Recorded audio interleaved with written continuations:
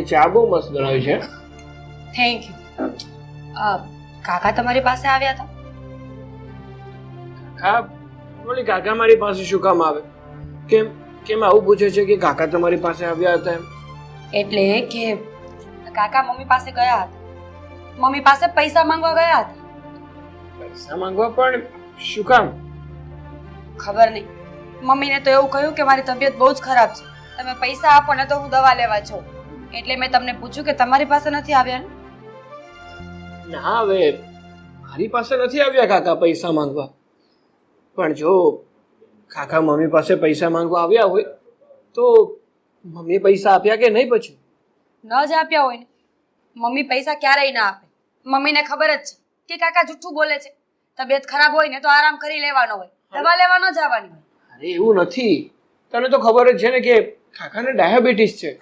તો કદાચ ને બની શકે કે ડાયાબિટીસ વધી ગઈ હોય અને એમને દવા લેવી પડે એમ હોય, તો પૈસા તો આપવા જોઈએ ને યાર દવા માટે. અચ્છા, તમે હવે સતવાદી ન થાવ ને તો વધારે સારી વાત છે. હું તમને ના પાડું છું અને તમે મને સલાહ આપો છો. જો પૈસા આપવાની કોઈ જરૂર નથી. મમ્મીએ તો ના પાડી જ છે, પણ તમે પણ ના પાડી દેજો. કારણ કે કાકાને એટલું જ જોઈએ છે કે બીમારીનું બહાનું કાઢીને પૈસા ભેગા કરે. હા, હવે નહીં પૈસા આપું. વેરી ગુડ, સમજદાર છો અને આમ જ રહેજો. બાકી ખબર છે ને કે ભૂલે ચૂકે પણ જો કાકાની મદદ કરીને તો મારા જેવું ભૂંડું કોઈ નહીં થાય. અરે મને પણ કાકાની મદદ કરવાનો કોઈ શોખ નથી થતો. તો શું કામ બોલ્યા? પણ આ તો માણસ બીમાર હોય તો મદદ કરવી જોઈએ, મને એવું લાગ્યું એટલે કીધું મેં તને. તમને ખબર છે જો આપણે મદદ કરીશું ને તો કાકા આ ઘર છોડીને ક્યારેય નહીં જાય. સીધી એવી એક જ વાત છે પતિદેવ, જો કાકાને આ ઘરની બહાર કાઢવા હોય તો એમની મદદ કરવાનું બંધ કરો. થોડા દિવસ હેરાન થશે, ભૂખ્યા રહેશે, બીમાર પડી જશે ને તો આપોઆપ ઘરની બહાર નીકળી જશે. તારી વાત તો સાચી છે. જો કાકાને જે પણ કઈ જરૂરિયાત હોય એ પૂરી જ ના થાય તો જવાના ક્યાં? તો કરવાના જ ને. હવે કઈ એવું જ કરવું પડશે કે જેથી કરીને કાકા જલ્દીથી જલ્દી આ ઘર છોડીને નીકળી જાય. પણ રીના, આમ જોવા જઈએ ને તો તારું દિમાગ બહુ શેતાની છે.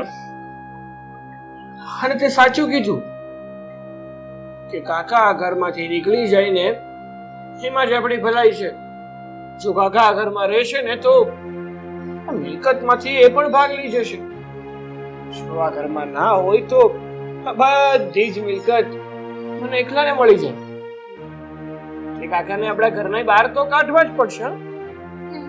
તો પછી મદદ નહીં કરતા? હા, હવે એક પાંચિયાની પણ મદદ ના કરો. Cheers. Cheers.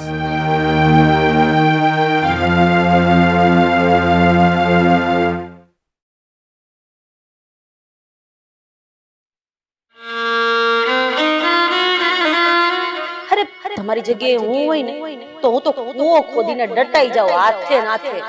સમજી? કારણ કે આવી જિંદગી જીવવી ને કોક ઉપર બોજ બનીને એવું ન કરે.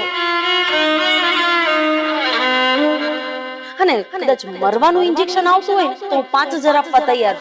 ઇન્જેક્શન લઈ આવો, તમારી જાતે ફૂકો અને વયા જાઓ ભગવાન ના કરે.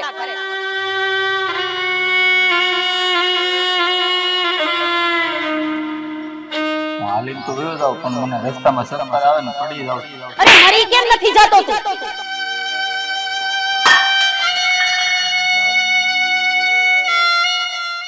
કાકા, આ શું કર્યું તમે? જો કહું છું ને હું તમને કે કાકાને કામ વધારા સિવાય કોઈ કામ છે જ નહીં. જો આટલી બધી તમે ઘરે ચા બનાવી એ પણ મને પૂછ્યા વગર? અને કાકા ચા બનાવી તો બનાવી, પણ આમ દોડી નાખવાની શું જરૂર હતી? આપણે છે ને કઈ ચાખાણ મખત નથી આવતી. દીકરા પડી ગયો હાથમાં. પડી ગયો કેવી રીતે? તમે કેમ ના પડી ગયા? જ્યારે હોય ત્યારે બસ બહાના જ ગોતતા ફરતા હો. અને કઈ 5 મહિનાના કિકલા નથી કે હાથમાંથી પડી જાય. રાહુલ, કહેતી હતી ને હું તમને કે આ માણસ એક નંબરનો નફટ છે, નીચ, શરમ વગરનો. અરે તો છે ને સંબંધ લાયક જ નથી. શરમ નથી આવતી. કેટલા દિવસથી કહીએ છે કે નીકળ આ ઘરની બહાર, પણ નફટ સાલો ઘરમાં ને ઘરમાં બેઠો છે. અરે એનામાં શરમ જેવું કઈ હોત ને તો હવે માણસ બે શબ્દ પણ કહી જાય ને તો પણ ઘરમાં રહેવું મુશ્કેલ થઈ જાય છે. અરે પગ નીચેથી ધરતી ખસી જાય છે. પણ નહીં, ઓલું કહેવાય ને નકટા માણસ, એને ગમે તે કયો ને પણ કઈ ફેર જ ના પડે, આ પેટનું પાણી પણ ના હાલે. દીકરા તારા મમ્મી તો જેમ ફાવે એમ કહે છે, હવે કે હવે તું હોત. હા તો મમ્મી પણ બરાબર જ કહે છે ને વહુ પણ બરાબર જ કહે છે. એક નંબરનો નફટ માણસ છે તું. અરે પત્ની મરી ગઈ છે તો અમારા માટે મરી ગઈ છે. તું પણ જા, કોઈ ગાડી નીચે આવીને મરી જા, એટલે અમે લોકોને કહી શકીએ કે અમારા કાકાજી બિચારા ભગવાનના ધામમાં ગયા. બર નહીં, માથે પડ્યો છે નીચ. અને કાકા, અત્યાર સુધી મને લાગતું હતું કે બિચારા છો તમે, એકલા છો. આ તમારી પત્નીનું અવસાન થઈ ગયું ને એટલે તમે એકલા પડી ગયા છો. તમને સાથની જરૂર છે, સહકારની જરૂર છે, પણ નહીં. નાલાયક છો તમે, નાલાયક. એક નંબરના નીચ માણસ છો. કઈ ખબર પડતી નથી, કઈ કથાકમ છે નહીં. હું તારો કાકો છું, આમ જેમ ફાવે એમ ન બોલ. અરે તમે બોલો છો એ કાઈ નહીં. હા, કાઈ નહીં તમે બોલો છો એ. જો આ ચાટ હોળી છે ને તો હવે તું પણ તમારે જ મારવાનું છે. અને બીજી વાત, છે ને આ મમરાના ભાતા બાંધો અને નીકળો ઘરમાંથી. આ ઘરમાં રહેવાનો કોઈ અધિકાર નથી તમારે. મને ઘરમાંથી મોકાડ. હું મારે કેમ? તમારા બાપનું ઘર છે આ ઘર અમારું છે, અમારો હક છે આ ઘર ઉપર. હવે બીજી વાર બોલ્યા ને કે ઘરમાં રહેવા દે તો મારા જેવું ગુંડું કોઈ નહીં થાય. સાગર, અત્યારે ને અત્યારે ધક્કા મારી આને ઘરની બહાર કાઢો.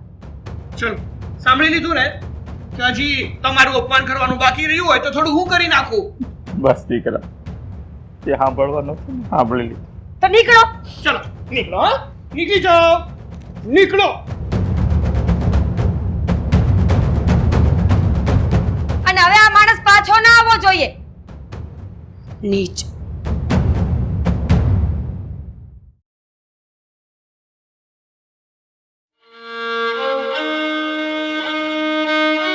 અરે તમારી જગ્યાએ હું હોય ને તો હું તો કૂવો ખોદીને ડટાઈ જાઉં હાથે નાથે.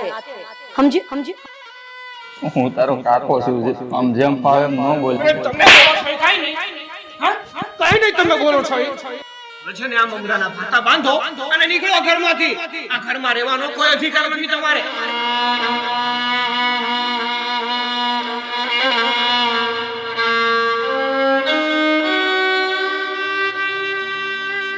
અશોક, આ બધું હું છે? તું ક્યાં જશે? અને તારા હાથમાં કપડાનો થેલો? હું ઘર મૂકીને જાઉં છું મોટા ભાઈ. શું? તું ઘર મૂકીને જાય છે? પણ શું કામ? મોટા ભાઈ, હવે હું આ ઘરમાં રહેવા નથી. ઘરમાં રહેવા નથી માંગતો? અશોક, તું આ શું બોલે છે? તને ખબર છે અત્યારે હું ડોક્ટરને મળીને આવ્યો. એને કીધું કે તમારા ભાઈનું બીપી પણ અત્યારે લો થતું જાય છે, ટાઈમે દવા નથી લેતો એમ કહે છે. પણ તે દવા કેમ ન લીધી ટાઈમે? દવા લેવાના પૈસા નથી મારી પાસે ભાઈ. શું? એ જે હોય તે. તારે ક્યાંય નથી જવાનું. તારે આપણા ઘરે મારી સાથે જ રહેવાનું છે. હું તમારા આગળ હાથ જોડું છું મોટા ભાઈ. હવે મારે આ ઘરમાં નથી રહેવું. મને જવા દો મોટા ભાઈ. મારા ભાઈ, કઈ કારણ તો બતાવ, શું કામ નથી રહેવું તારે? હું છું ને તારી સાથે. કારણ તમે જાણવાનું રહેવા દો મોટા ભાઈ. મારી વાત સાંભળ, તને મારા સમજે. શું થયું છે બોલ. તમારા હમ આપોમાં, કારણ કે તમે મારા બાપની જગ્યાએ છો મોટા ભાઈ. અશોક, રડવાનું બંધ કર ને મને કે થયું છે શું? મને છે ને મારા ભાભીએ છે બધી જેમ ફાવે એમ કહેતા મને માર્યો, એનું મને જરાય દુઃખ નથી લાગ્યું મોટા ભાઈ. કારણ કે તમે મારા બાપ અને મારી ભાભી મારા માટે માં સમાન છે. પણ આજે ઘરના લોકોએ બધી હદ વટાવી દીધી. શું હદ વટાવી દીધી? રીના હોવે મને જેમ ફાવે એમ ગાળો દીધી. અને હદ તો ત્યારે થઈ ગઈ મોટા ભાઈ કે રાહુલ દીકરા એ રીતે મારી ઉપર હાથ ઉપાડ્યો. શું? એટલે મારે આ ઘરમાં હવે નથી રહેવું. નથી રહેવું. મારી વાત સાંભળ અશોક, મારી વાત સાંભળ. તારે મારી સાથે મારા ઘરમાં જ રહેવાનું છે. હું એ જોઉં છું એ લોકો તને કઈ રીતે બહાર કાઢે છે. ને આ રાહુલ, એ નપાવટે તારા પર હાથો પાડ્યો.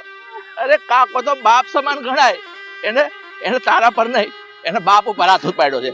હવે હું જોઈ લઈશ ઘરે. અત્યારે બધું પડતું મત, બહાર ક્યાંય નથી જવાનું. ચાલ ઘરે.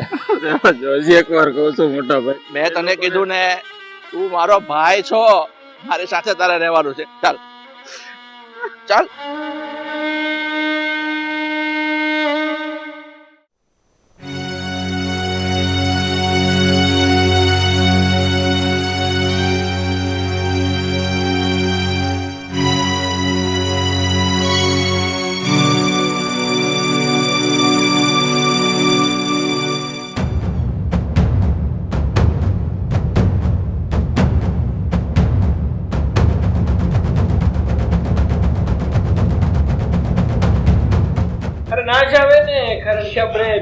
હેરાન જ એટલા કર્યા છે.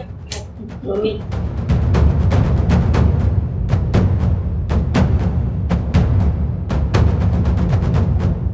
ખરેખર હા, અમુક માણસોને ગમે તેટલું કહો ને, તો પણ શરમ તો ના જાય. કારણ કે એને નાક ન હોય ને એટલા માટે.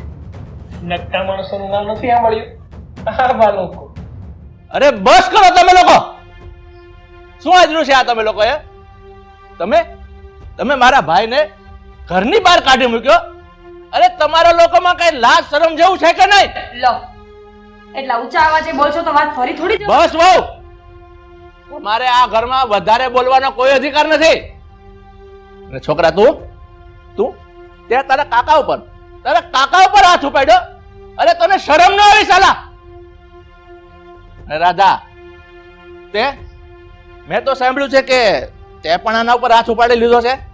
હું પૂછી શકું શા માટે? લાઈક ન હોય તો માર ખાય, એમાં શું થઈ ગયું? ચૂપ! કેમ લાયક ના હોય? ઈ મારો ભાઈ છે. આ ઘરમાં રહેવાને એ લાયક છે અને આ ઘરમાં જે રહેશે. બોલો શું કરી લેશો તમે? હા તો હજી અત્યાચાર ગુજારશું. એટલો અત્યાચાર કરશું ને એની ઉપર કે અહીંયા ને અહીંયા મરી જશે અને ક્યાંક દાટી દઈશ. બાકી બાળવા તો નહીં જ જવાને. રાજા! મોટા ભાઈ, ગમે એવા તો મારા ભાભી છે અને હું એને માં માનું છું. એની ઉપર હાથ ન ઉપાડો તમે. જોયું તમે લોકોએ? રાધા, જરા તને શરમ આવી જોઈએ. આ મારો ભાઈ તને એની માં સમજે છે અને તું એની માં બનવાના લાયક નથી. એની માં બનવાના લાયક તું. તારે આ ઘરમાં રહેવાનો કોઈ અધિકાર નથી. નીકળી જા મારા ઘરમાંથી. આ તારા છોકરા અને બહુ બધાને લઈને નીકળી જા. નીકળ.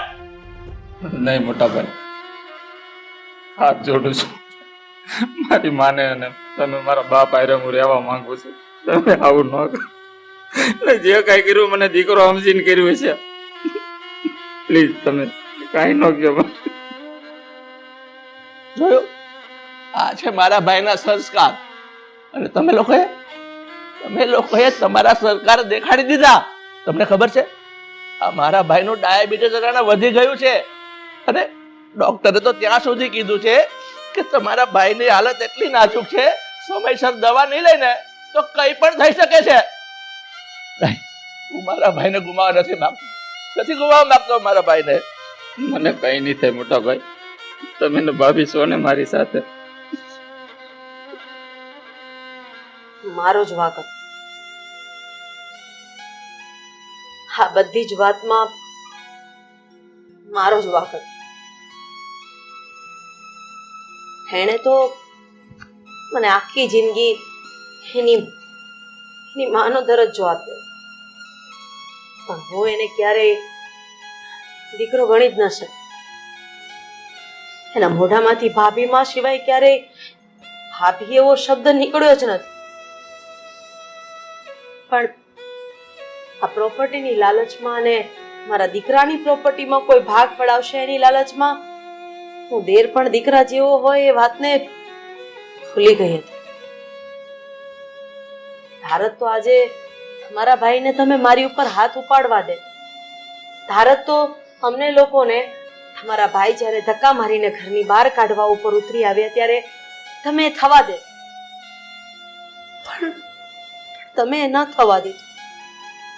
એનો મતલબ એમ કે હું અને આ લોકો જે વિચારતા હતા એ બધું ખોટું હતું. જો અમારા લોકોની ભૂલ માફીને લાયક તો નથી, પણ હું તમને પગે લાગુ. તમે મારી માં સમાન છો. તમે મારા આગળ હાથ ન જોડો. ભાઈ, હું તમને દવાખાને લઈ જઈશ, હું તમારી દવા કરાવીશ અને આજ પછી ક્યારેય તમારા મોટા ભાઈ પાસે તમારે રૂપિયા માંગવાની જરૂર નથી. હું છું ને, આજથી હું તમને મારા દીકરાનો દરજ્જો આપું છું. કાકા, બની શકે તો મને પણ માફ કરી દેજો. મને તો ખબર જ નહોતી કે હું જે કરું છું એ પાપનો રસ્તો છે. મેં તમારી સાથે બહુ ગેરવર્તન કર્યું છે અને મેં જ નહીં, મેં તો રાહુલને પણ હર હંમેશા તમારી વિરુદ્ધ જ કર્યા છે. આ પ્રોપર્ટીની લાલચ હતી અમને લોકોને, પણ આજે ખબર પડી કે બધા જ સંબંધો મતલબથી નિભાવવા જરૂરી નથી હોતું. પ્લીઝ કાકા, માફ કરી દો. નહીં દીકરા, તારે માફી માંગવાની જરૂર નથી.